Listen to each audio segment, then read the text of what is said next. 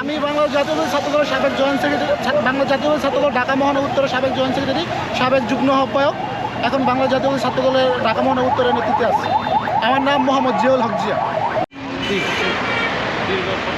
বাংলাদেশ জাতীয়তাবাদী দল বিএনপির ভারপ্রাপ্ত চেয়ারম্যান, যিনি দীর্ঘ 17 বছর যাবৎ দেশের বাহিরে আছেন।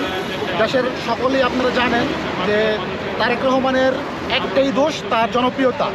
এই দেশের সাধারণ জনগণ, তৃণমূলের নেতাকর্মী থেকে শুরু করে দেশের সাধারণ জনগণ, নির্যাতিত নিপীড়িত জনগণ, কৃষক শ্রেণীর জনগণ, শ্রমিক শ্রেণীর জনগণ সবাই তাকে একদম বিনা প্রতিদ্বন্দ্বিতা তাকে ভালোবাসে। আসলে তারেক রহমান বাংলা জাতীয়তাবাদী বিএনপির নেতা না, তারেক রহমান এই দেশের নেতা।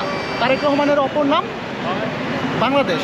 বাংলাদেশের আশা আকাঙ্ক্ষা এবং প্রতীক্ষার ফল হচ্ছে তারেক রহমান। এই তারেক রহমানকে কীভাবে মিথ্যা মামলায় একটা সাজা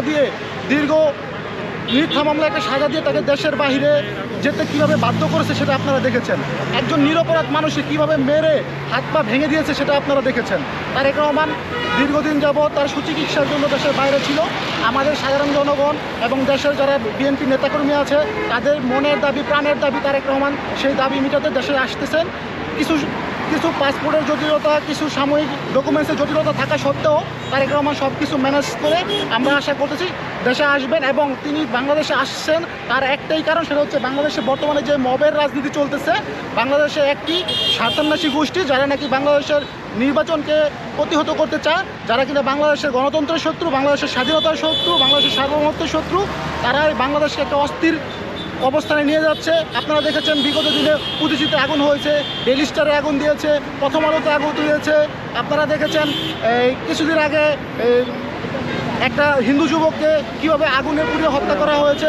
আপনারা দেখেছেন আমাদের হাদি ভাই, জুলাইয়ের যুদ্ধে আমাদের হাদি ভাইকে কীভাবে রাজপথে একদম দিনের বেলা একটা সবার সামনে তাকে গুলি করে কীভাবে হত্যা করা হয়েছে।